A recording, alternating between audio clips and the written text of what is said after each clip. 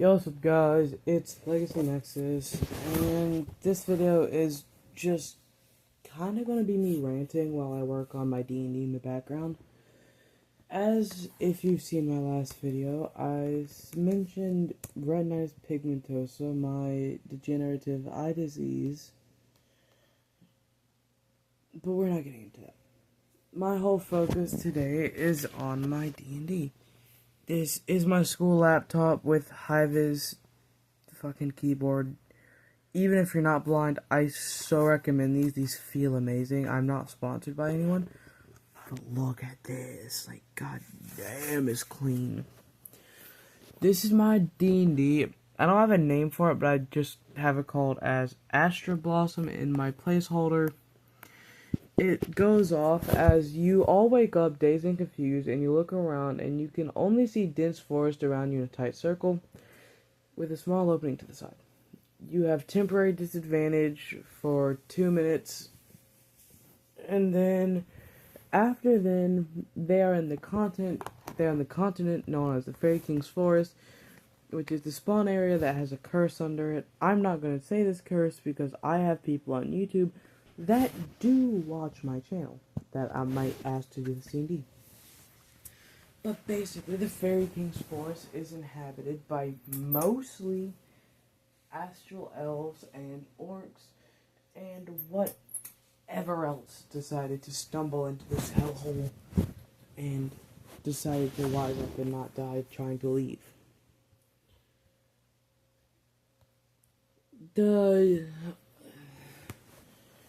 The astral elf's queen name is Artemis. The orc king's name is Techno. I might change both of these right now. What's a good queen name for an astral elf? What would be a interesting name for a character that is a star elf?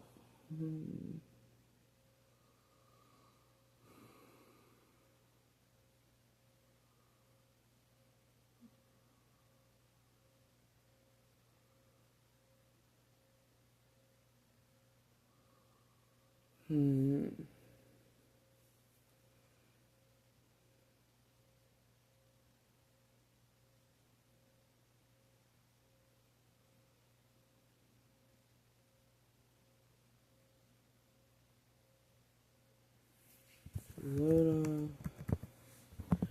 What would a last name be for someone the first name of Luna as a queen?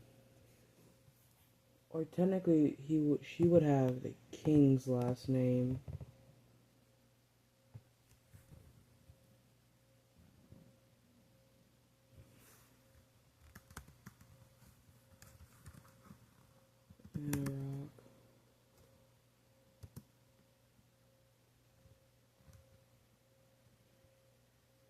What would a good last name be for this dynamic power couple?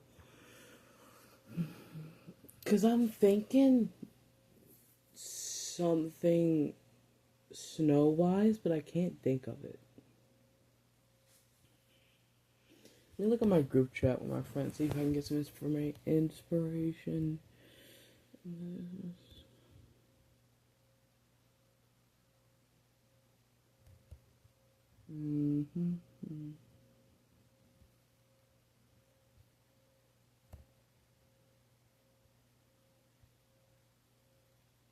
Ivory.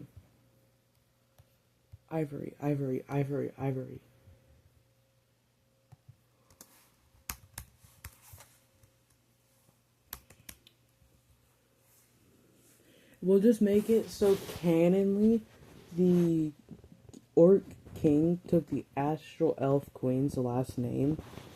So it'd be Luna Ivory and Anarok Ivory.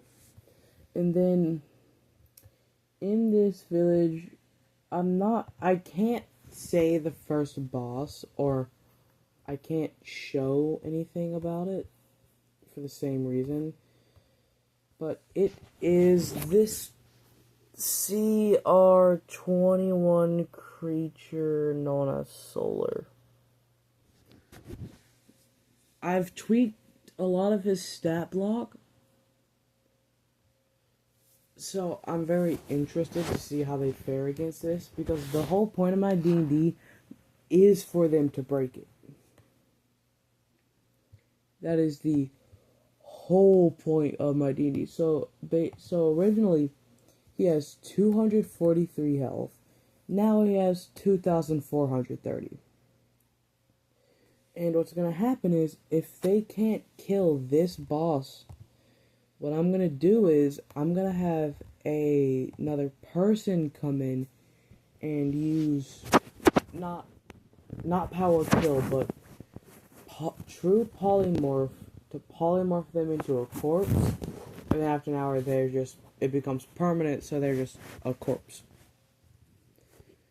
And that's how they'll meet their companion, who is slightly overpowered, but they are a true pacifist unless it comes to protecting their team.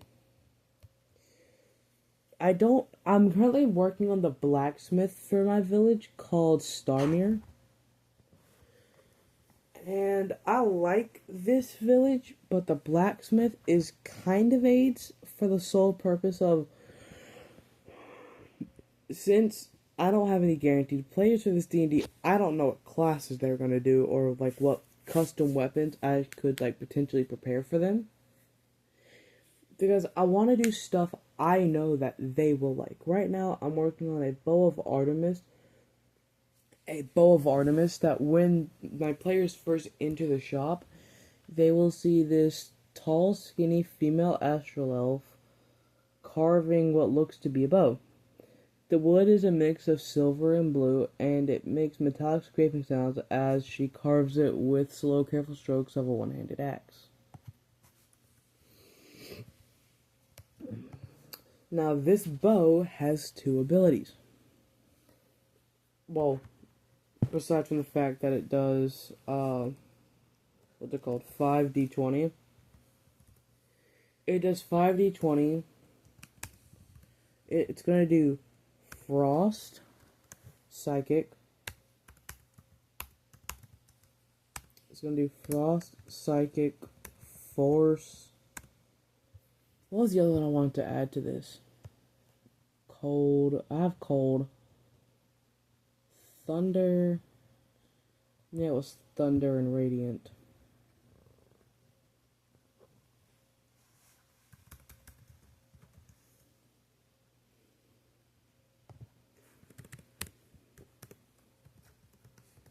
Those are all the damage types it's going to do.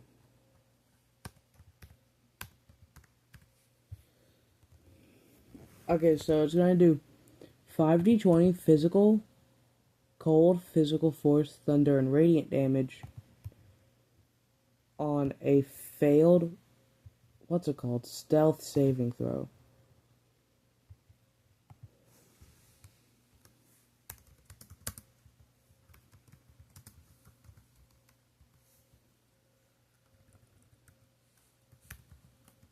Stealth saving throw.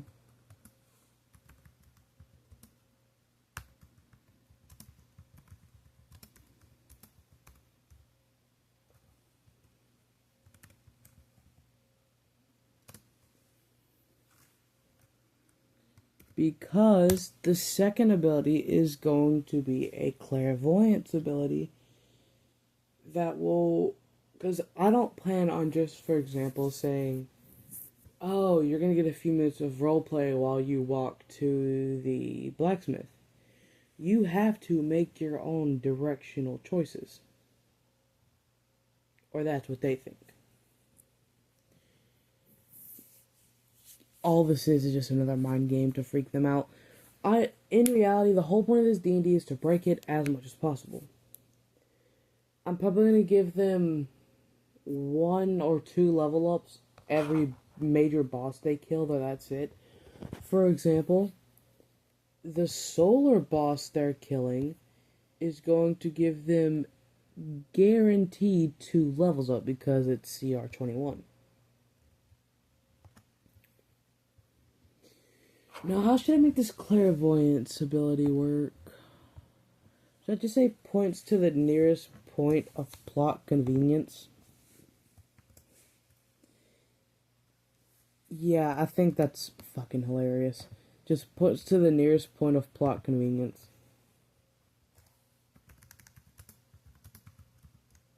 Shoot an arrow once a short rest to the closest structure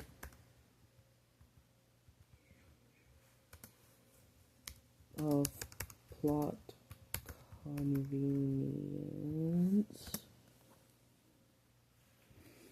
My players are gonna hate me for this, but I love it. Because you cannot tell me a magical bow of Artemis that just points to the nearest thing of interest is not about to be fire. I might work on not a dragon dagger, but I want to do a scythe. I love scythe-based weapons, but I really hate how basic I am with making them. For an example, the main scythe build I run is just a soul-binded scythe that I use as my spellcasting weapon, my sacrificial dagger, basically everything. I want to make this, because I'm doing all the gods, not just the D&D ones. I'm also doing the Greek, Roman, any god you can follow. If you can think of them, you can follow them. So I might do, instead of Hades' shield, no, Hades' helmet, but we're not going to give them that early game. SYCTAG. Let's think. Oh, of Kronos. Why did I not think of Kronos? Kronos is the Titan god of time, who made the Titans, the Olympian Greek gods, and he was cut into a million pieces after he ate Zeus and Poseidon, which pissed Zeus off so much that he waged war against his father, the Titan Kronos, and then made Athena, Ares, what's his name?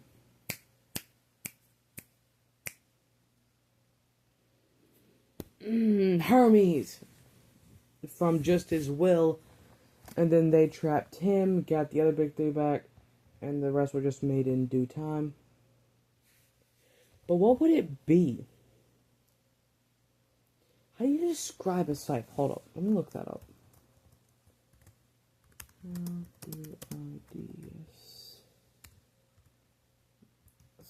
Describe a SYCTAG in writing.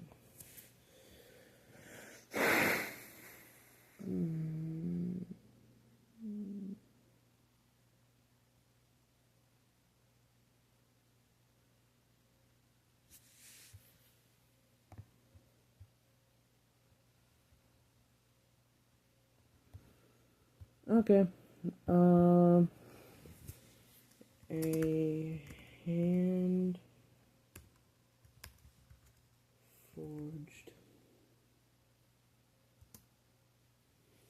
So how would I describe this? How do I want this to be? A hand forged weapon of mass destruction, meant solely for its owner. Weapon of mass destruct destruction, meant for the Titan Kronos.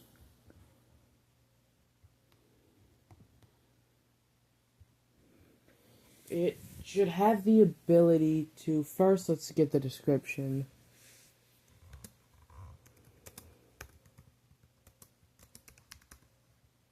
A long, intricately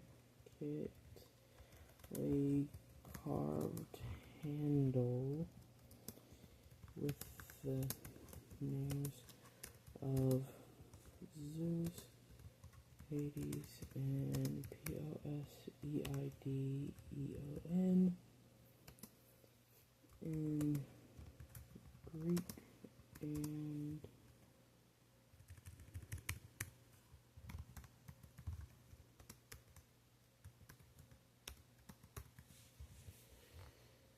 So I have it where it says a hand-forged weapon of mass destruction meant solely for the god Kronos. It has a long, intricately carved handle with the name of Zeus, Hades, and Poseidon in every language along the handle in a spiraling pattern.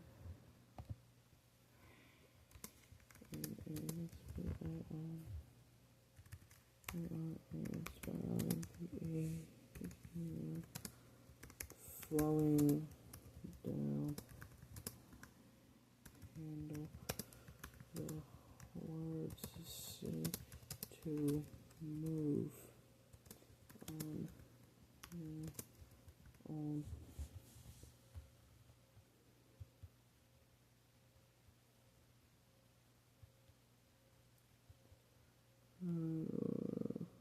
I actually do kind of like this. I hate that it's in red though. Let me make this white again. You can think I'm being racist when I'm not. Come on, Grandma. Can we stop being autistic for 5 seconds so I can type?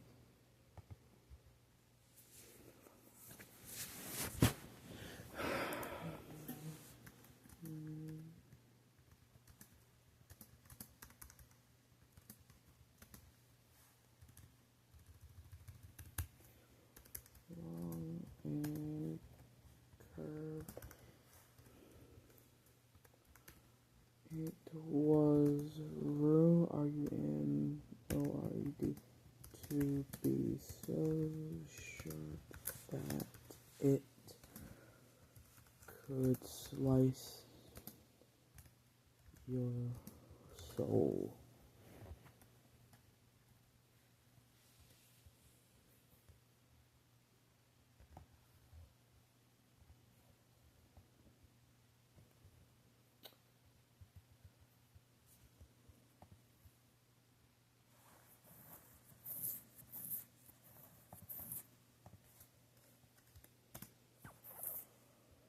The blade was rumored to be so sharp that it could even slice your soul.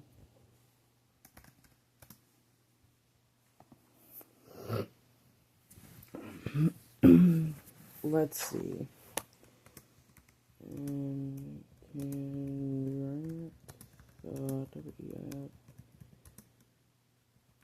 Time.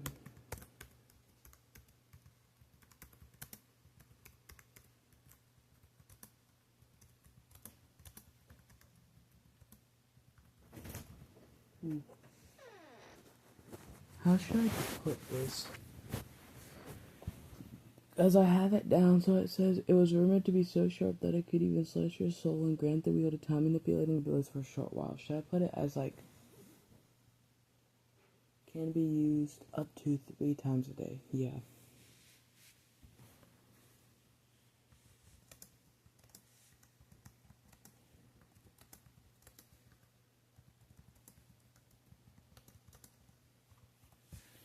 Okay, well, anyways, guys, have a good one, and this has been D&D with me.